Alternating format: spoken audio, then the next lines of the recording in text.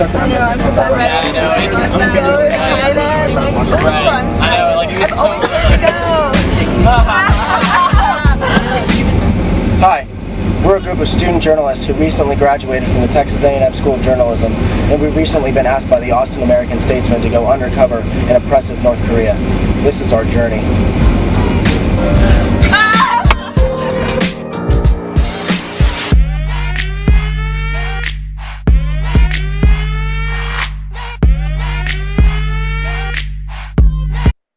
And we're off to Russia.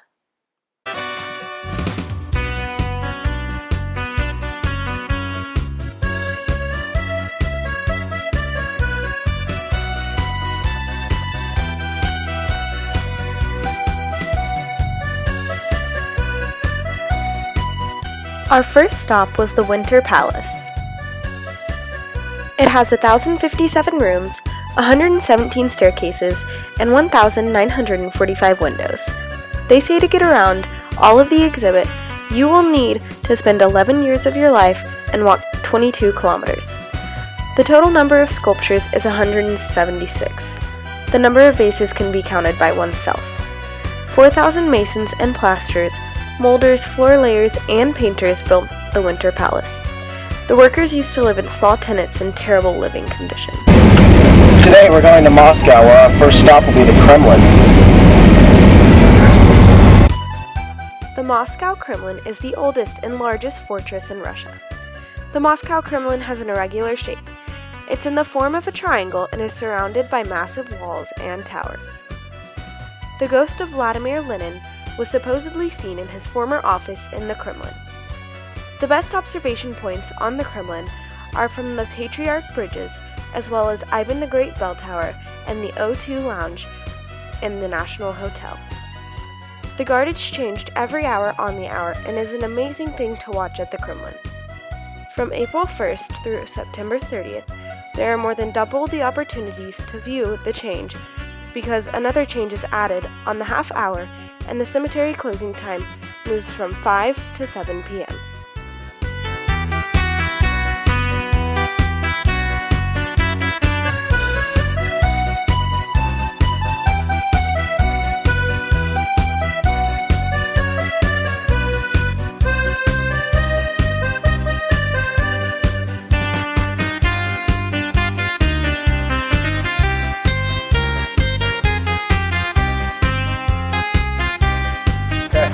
Today we're at the St. Basil's Cathedral in Moscow. The church is situated on Moscow's Red Square and was built between 1555 and 1561. The Holy Fool Basil the Blessed, who Ivan Terrible was a big fan of, is the reason why the church is nicknamed St. Basil's Cathedral. When it was built, St. Basil's exterior walls and domes were not as colorful as they are today. This color was added during the 200 years after construction. We also decided to visit the Valley of Geysers. The Valley of Geysers, located in a peninsula of Russia, is the only geyser field in Eurasia and the second largest concentration of geysers in the world. Approximately 200 geysers exist in the area, along with many hot water springs and perpetual sprouters. The valley is one of the few places in the world where geysers occur naturally.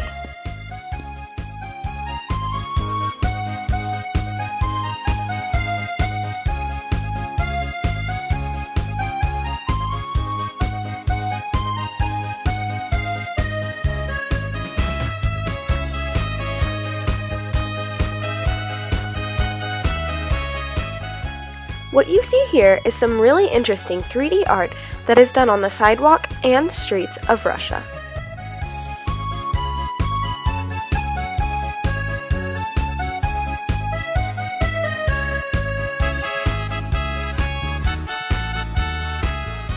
Here's also some traditional paintings from the Tretiakov Gallery in Moscow.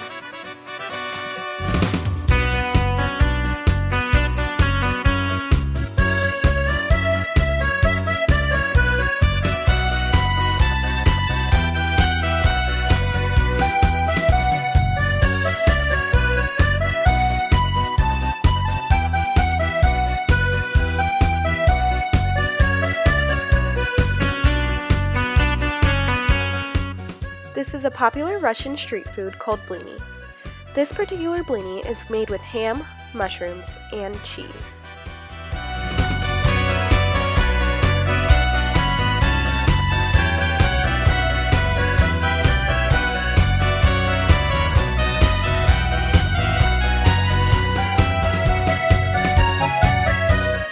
We also got to indulge in nalesniki, which is a Russian version of crepes.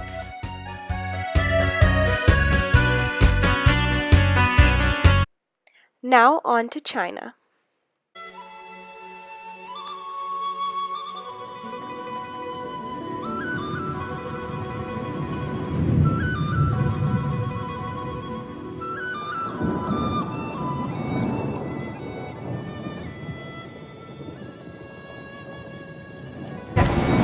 Today we're at the Forbidden City. Yeah! Wait.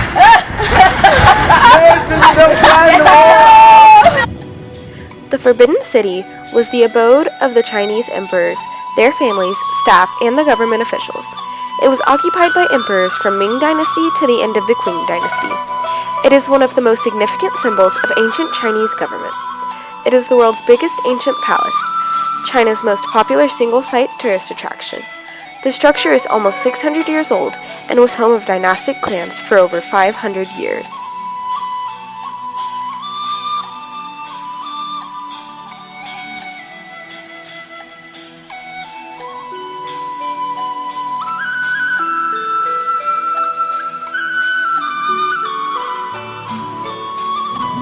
Today we're at the Great Wall. Yeah, I'm so excited. So awesome. The official length of the Great Wall is 21,196.18 kilometers. The Great Wall is more than 2,300 years old. The average height of the Great Wall is 7.88 meters, and the highest place is 14 meters high. Nearly 1/3 of the Great Wall has disappeared without a trace. The Great Wall is not a continuous line. There are side walls, circular walls, parallel walls, and sections with no wall. The Great Wall is so, The Great so Wall, beautiful. majestic. I've always. You know it's also so majestic. What? You're so majestic. Oh, okay. I've loved you since the day I met you. Ever since I saw you. Kyle, will you marry me? Yes, Caleb. In the Qin Dynasty, rice flour was used to bind the Great Wall bricks.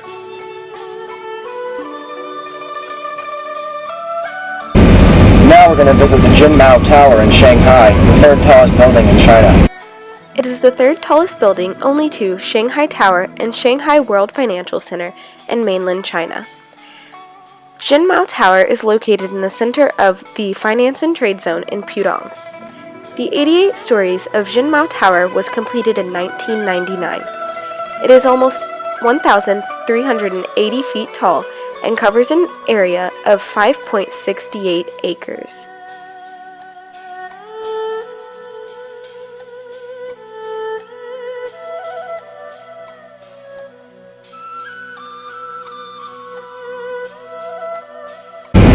Next, we're going to go to the Terracotta Army. China's first emperor spent much of his life searching for immortality and built himself a tomb complex that encompassed 20 square miles. The army took an estimated 40 years to finish. The clay soldiers remained untouched for more than 2,000 years until 1974, when they were unearthed by Chinese farmers. Experts estimate that there are more than 8,000 soldiers, 130 chariots, and 670 horses.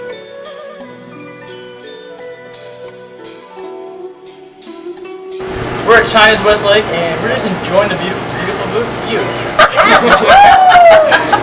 West Lake is a freshwater lake in Hangzhou in eastern China. It is divided into 5 sections by 3 causeways. There are numerous temples, pagodas, gardens, and artificial islands within the lake. West Lake has influenced poets and painters throughout Chinese history for its natural beauty and historic relics, and it has also been among the most important sources of inspiration for Chinese garden designers.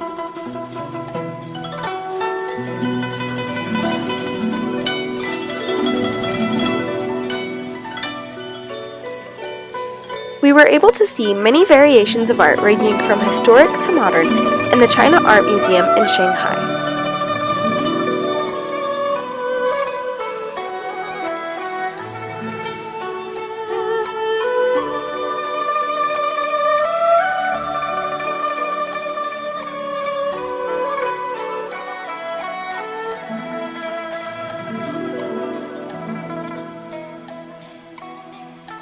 We also got to witness the awesome and tedious art of sugar paintings.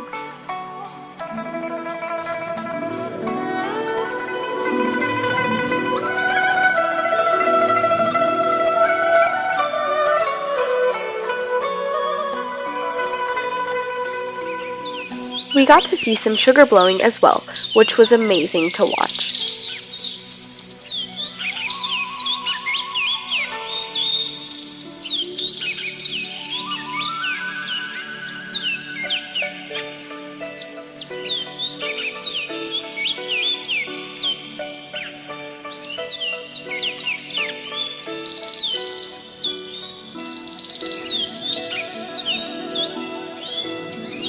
This is Maotai. Your choice of ingredients are blanched quickly in boiling water and served in a huge metal mixing bowl of fiery red soup.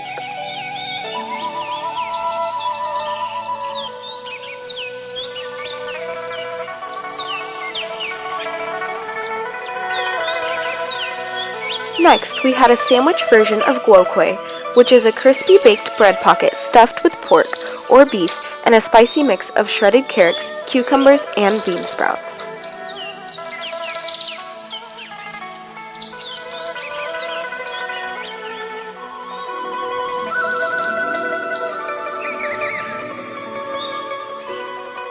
Next, we indulged in hot oil wontons and dan dan noodles.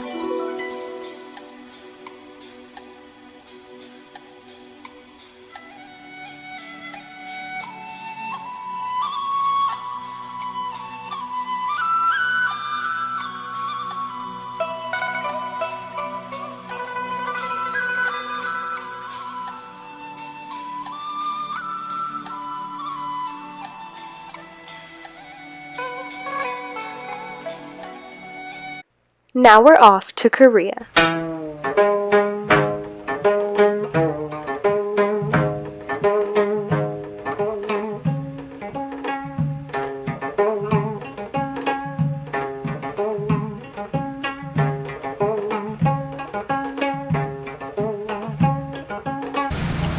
Today we're in Pyongyang, the capital in North Korea.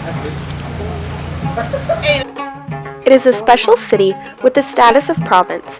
Pyongyang, located near large iron and coal deposits, is an industrial center. Products include iron and steel machinery, aircraft, textiles, sugar, rubber, ceramics, and various light manufacturers. Korea's oldest city, Pyongyang, was founded, according to legend, in 1112 BC by remnants of the Chinese Shang dynasty.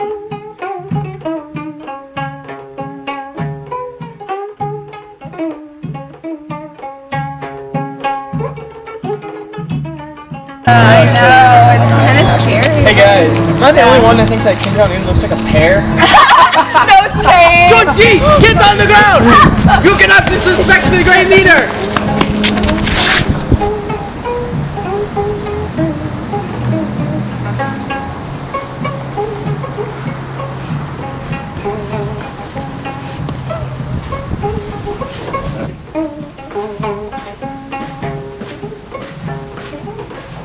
Do not move!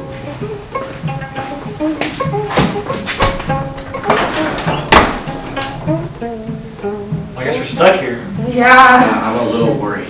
I don't know if we're ever going to be back. I know. I think we need to get married. I think that's a good idea. Before the wedding, the couple would take wedding pictures, very common ones at that.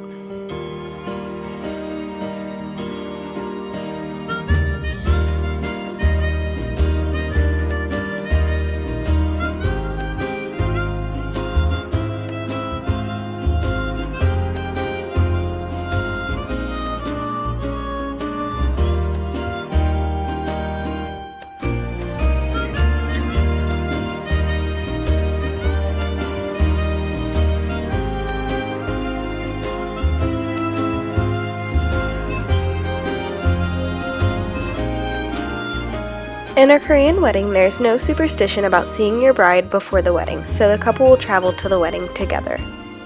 Before the ceremony itself, the groom will talk with guests.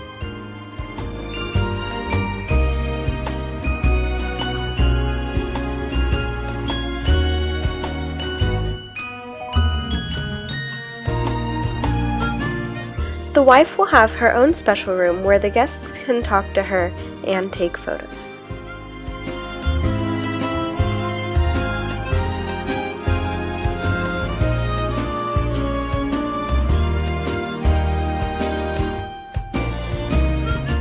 To begin the wedding, the couple enters the venue, comes to the altar, and bows to each other as a sign of mutual and eternal love and respect.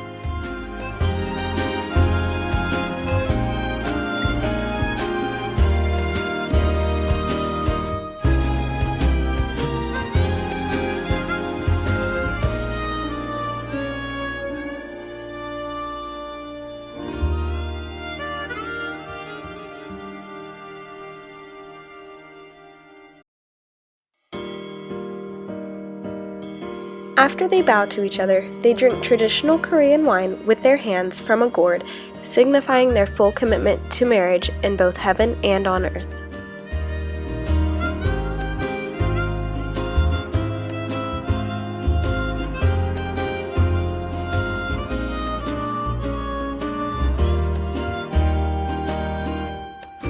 After sharing the liquor, they are now pronounced husband and wife, and they will receive flowers to symbolize their love.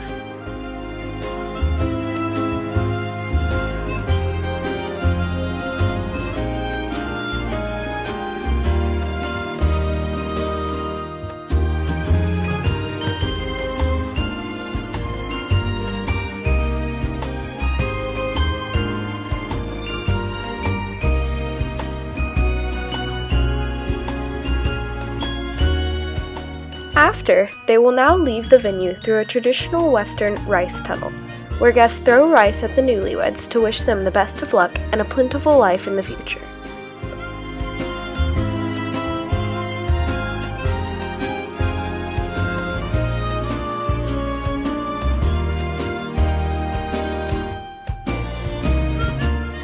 Very similar to a Western wedding, the reception is lively, with guests eating, music playing, and speakers that wish their luck on the new couple. Typical gifts at the reception include money, which is most common, and other household items that the couple will need to start their life together.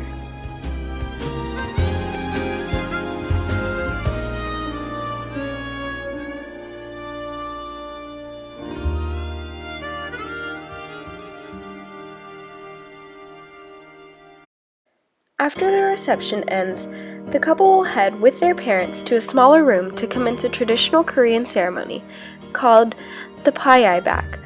This is the part of the wedding where the parents of the groom offer wisdom and marital advice to the new couple. To begin the ceremony, the couple bows deeply to their parents with their heads touching their hands on the floor, which symbolizes the uniting of the families. After they bow, the bride will offer the parents Korean dates and chestnuts to signify both male and female offspring. The couple will then rise and offer cups of wine to their parents, who will then share their advice.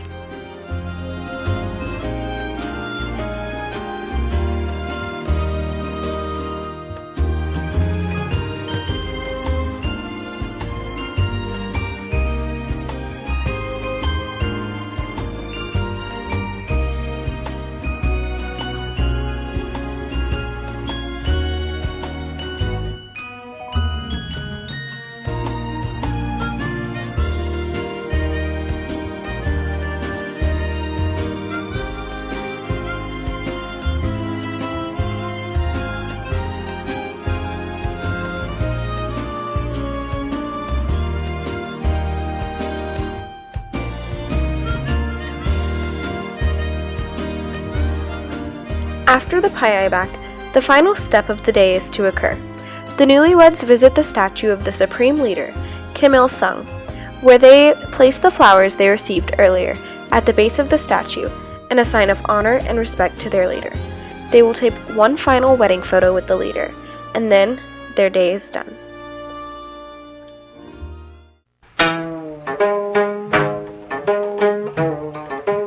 We got to get our names written in Asian calligraphy art.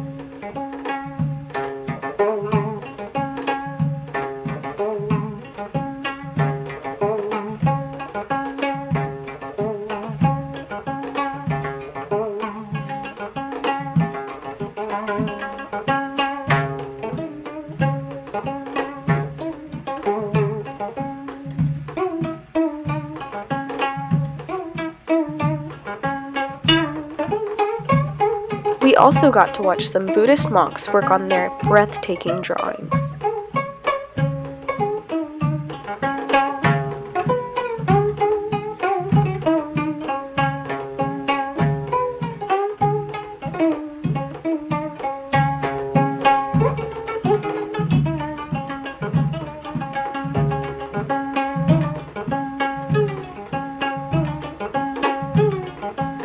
And we ran into some talented Taekwondo street dancers.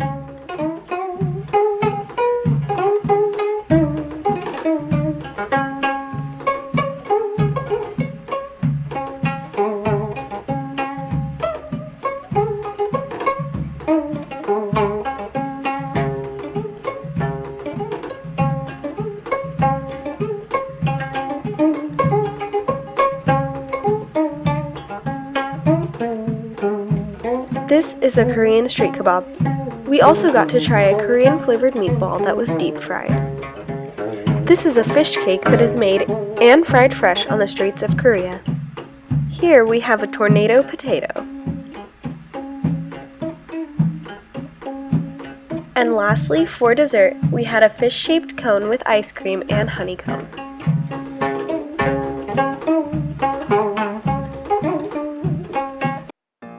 And finally, we got to catch a flight back to the States.